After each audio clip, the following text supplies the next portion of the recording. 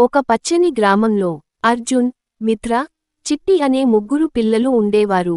వాళ్ళ ముగ్గురు చాలా మంచి స్నేహితులు. స్కూల్ అయిపోయిన తర్వాత చెట్లు, పక్షులు, చిన్న జంతువులతో ఆడుకోవడం వాళ్లకు చాలా ఇష్టం. ఆ గ్రామం పక్కనే ఒక పెద్ద అడవి ఉండేది. అందరూ దాన్ని మాయ అడవి అని పిలిచేవారు. పెద్దవాళ్లు చెప్పేవారు, ఆ అడవిలోకి వెళ్ళొద్దు, అది మాయలతో నిండింది.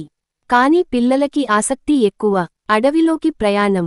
ఒక సెలవు రోజు ముగ్గురూ కలిసి నిర్ణయం తీసుకున్నారు, కొంచెం లోపలికి వెళ్ళి వస్తాం. అడవిలోకి అడుగుపెట్టగానే పక్షులు వింతగా పాడాయి, చెట్లు మెల్లగా ఊగాయి. అంతలో ఒక చిన్న బాట కనిపించింది. చిట్టి అంది, ఇది ఎవరో వేసిన దారి లాగా ఉంది. అర్జున్ ముందుకు నడిచాడు. మిత్ర తన చేతిని పట్టుకుంది.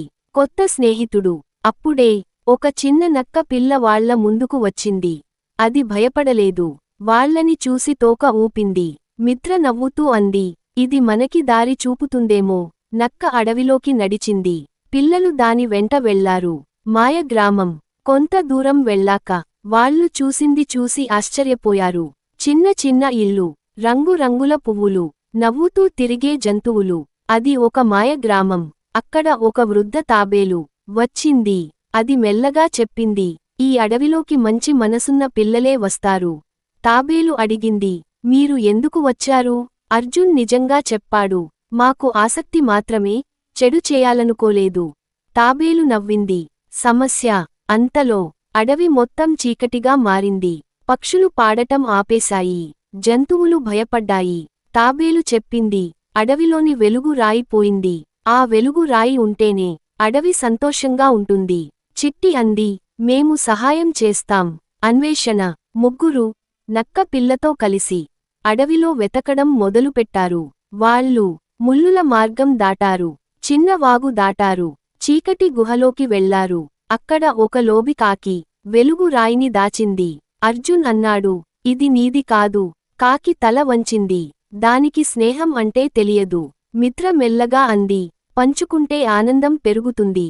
కాకి ఆలోచించింది. వెలుగు రాయిని ఇచ్చింది. ఆనందం తిరిగి వచ్చింది. వెలుగు రాయి తిరిగి పెట్టగానే అడవి మొత్తం వెలిగిపోయింది. పక్షులు పాడాయి. పువ్వులు వికసించాయి. జంతువులు నర్తించాయి.